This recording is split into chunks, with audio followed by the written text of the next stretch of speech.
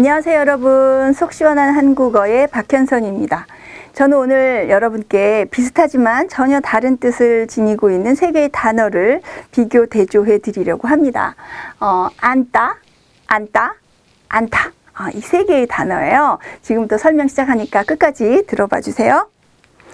자, 우선 비슷하지만 발음이 다르다는 거 기억을 하셔야 됩니다. 이거는 앉다 이렇게 길게 발음하셔야 되고요. 요거는 앉다 이렇게 짧게 발음하시는 거예요. 또 앉다는, 자, 여기서 보면 니은 히읗이잖아요, 받침이. 그래서 이 히읗과 뒤에 있는 디귿이 합해져서 요렇게 되면 티읕으로 바뀌거든요. 그래서 여기 발음이 앉다 이렇게 발음이 되는 거예요. 그래서 앉다, 앉다, 앉다, 이렇게 발음해야 되는 거 기억하시고요. 여기서 안다도 알다의 활용형 안다도 있거든요. 이거는 여기는 지금 제가 설명드리는 안다는 이렇게 포옹하다라는 뜻으로 쓰는 말이고, 알다의 활용형 안다는 요거는 그냥 안다라고 발음해야 돼요. 발음 상태가 완전히 다릅니다. 그래서 요것과 헷갈리시면 안 되기 때문에 제가 메모를 했어요. 그래서 앉다 이렇게 되면 상대방을 내 품 안에 이렇게 감싸는 것을 말합니다. 그래서 포옹하다의 유의어고요. 또 앉다 이렇게 되면 이렇게 서 있다가 의자에 앉다, 이럴 때 앉다를 씁니다. 그래서 서다의 반대말로 이해를 하시면 되겠고, 또 앉다는 아니하다의 줄임말입니다. 그래서 어떤 행동이나 상태를 부정하는 말이죠. 그래서 앞에 있는 두 개의 단어는 동사 또는 보조동사로 사용이 되지만, 앉다는 동사면서 보조 형용사로도 쓰입니다. 어쨌든 이 앉다는 뭔가 상태를 부정하는 말로 주로 쓰인다는 점에서 앞에 있는 두 개의 단어와 좀 구별이 된다고 볼 수 있어요. 자, 뜻을 구별해 보겠습니다. 조금 전에도 말씀을 드렸지만, 앉다는 두 팔을 벌려서 품 안에 있게 하는 것. 아기를 안을 수도 있고요. 어머니를 안을 수도 있고요. 또 예뻐하는 강아지를 안을 수도 있겠죠. 그래서 아기를 품에 안다, 꽃다발을 안고 사진을 찍었다. 이렇게 두 팔을 벌려서 이 안에다가 있게, 대상을 있게 만드는 거, 그것을 앉다라고 합니다. 또 니은 지읒 받침을 쓰게 되면 바닥에 몸을, 다른 물건이나 바닥에 몸을 올려놓다. 그래서 의자에 앉다, 또 자리에 앉으세요, 또 앉을 자리가 없네요, 이렇게 앉는 상태를 앉다라고 얘기를 합니다.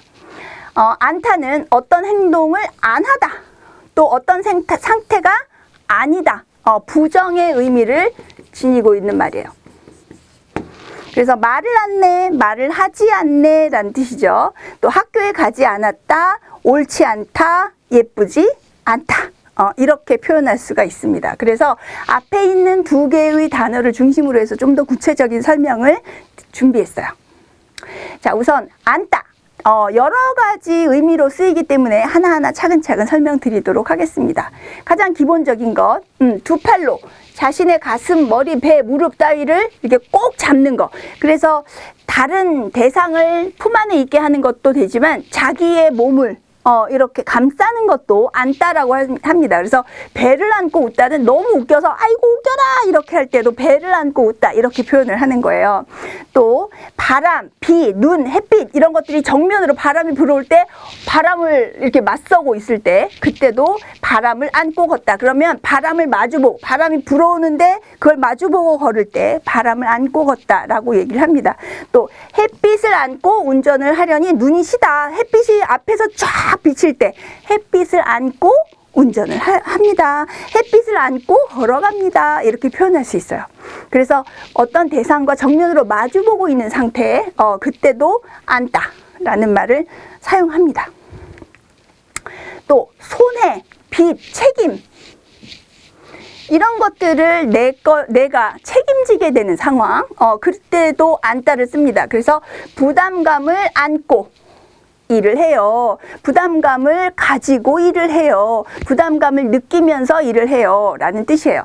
빚을 안고, 자, 여기서 빚을은 발음을 앞에 지읒 받침이 뒤로 가서 빚을 이렇게 발음하셔야 돼요. 빚을 안고 집을 샀다. 그래서 빚이라는 건 다른 사람에게 돈을 빌리는 것을 빚이라고 하죠. 그래서 빚을 안고 집을 샀다는 얘기는 빚을 지고 집을 샀다. 남에게 돈을 빌려서 집을 샀다라는 뜻입니다. 이렇게 손해, 빚, 책임 이런 것들을 내가 갖게 됐을 때 빚을 지다. 부담감을 안다, 빚을 안다 이런 표현을 쓰게 된 거예요. 또 생각, 감정 이런 것들을 마음속에 갖게 되는 경우 그때도 안다라는 말을 씁니다. 비밀을 안고 사는 건 힘들어요. 비밀을 마음속에 품고 가지고 그렇게 사는 거는 힘들어요. 그렇죠? 또 꿈을 안고 시작한 사업입니다. 그래서 내 마음속에 꿈을, 계획을 생각하면서 사업을 시작했을 때 꿈을 안고 시작했어요. 꿈을 안고 살고 있어요. 이런 표현을 하죠. 또 그는 희망을 안고 대학에 들어갔다. 그래서 희망을 느끼면서 희망을 가지고 대학에 들어갔다. 이럴 때도 안다, 안고 이런 말들을 사용하는 거예요. 자, 이제는 니은 지읒 받침에 안다. 짧게 발음하죠. 안다. 그래서 이거는 날아가 다니던 것들이 다른 자리에 안착했을 때, 그래서 새나 곤충, 비행기 이런 것들이 일정한 곳에 내려 앉았을 때, 그럴 때 이 앉다라는 말을 씁니다. 날던 새가 나뭇가지에 내려 앉았다라는 얘기. 의자는 아니지만 나뭇가지에 자기 몸을 올려놓은 거죠. 또 파리가 식탁에 앉았다 이렇게 표현할 수 있습니다. 또 건물이나 집 따위가 일정한 방향이나 장소에 자리를 잡다. 그래서 이 자리에 집을 지었어요. 그랬을 때 그 집은 그곳에 자리를 잡았어 이렇게 표현하거든요. 그래서 예를 들어서 남향으로 앉은 집이 따뜻하다. 그래서 남쪽을 바라보면서 지어진 집, 자리 잡은 집, 그럴 때 남향으로 앉은 이라는 표현을 사용합니다.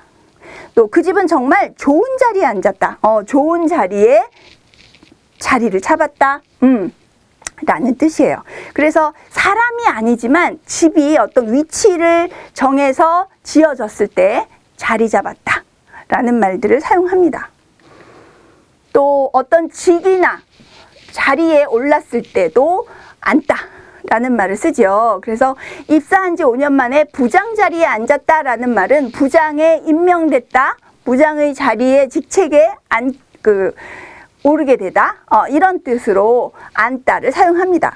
또 정부 요직에 앉다. 그래서 정부의 중요한 직책에 책임을 맡다, 그 자리에 오르다라는 뜻으로 앉다라는 표현 사용하는 거예요.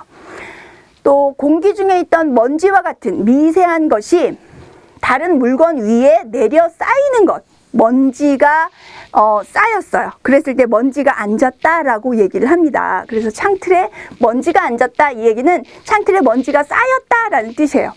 단풍잎에 서리가 앉아서, 서리는 가을이 되면서 날씨가 추워지면 눈은 아니고 그 공기 중에 그 물기가 얼어서 나무나 뭐 이런 곳에 하얗게 앉는 게 서리잖아요. 그랬을 때 그 서리도 앉았다라고 표현을 합니다. 그래서 단풍잎에 서리가 앉아서 매우 아름답다. 이렇게 반짝반짝하게 되죠. 서리가 앉으면. 그래서 그 미세한 것들이 다른 물건 위에 내려 쌓이는 것을 앉다라는 말로 표현을 합니다.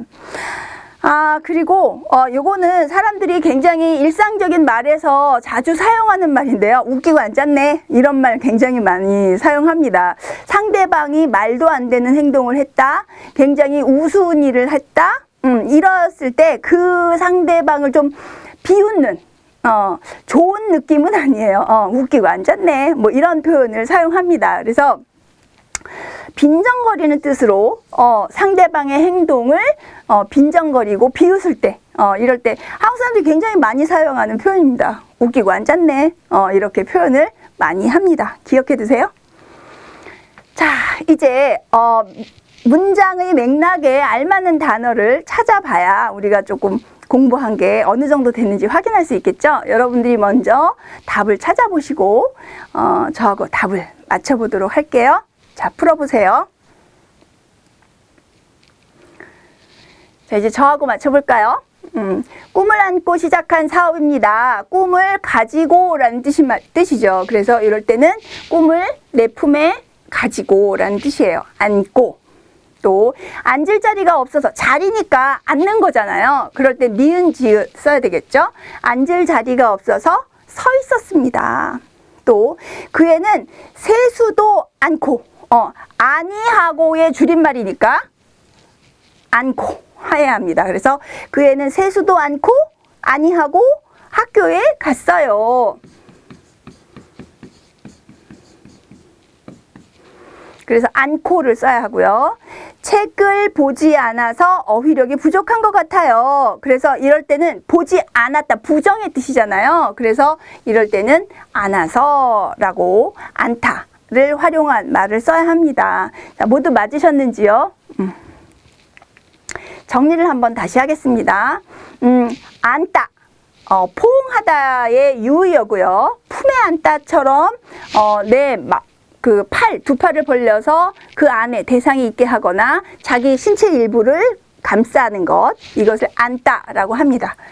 니은 지읒은 역시 동사고 서다의 반대말, 그래서 의자에 앉다 이렇게 사용을 하죠. 또 니은 히읗은 아니하다의 줄임말이고 대체로 부정의 뜻을 지니고 있습니다. 그래서 말을 않다, 말을 하지 않는다, 안 하다 이런 뜻이에요. 정리가 좀 되셨습니까? 네. 비슷하지만 분명히 다른 세 개의 단어를 오늘 구별해 봤습니다. 제 설명이 도움이 되었다면 좋아요와 구독 버튼, 알림 버튼 잊지 마시고요. 또 다른 궁금증이 있으면 댓글 남겨주세요. 제가 열심히 준비해서 여러분의 속을 시원하게 풀어드리도록 하겠습니다. 그럼 다음 시간에 또 만나요, 여러분. 안녕.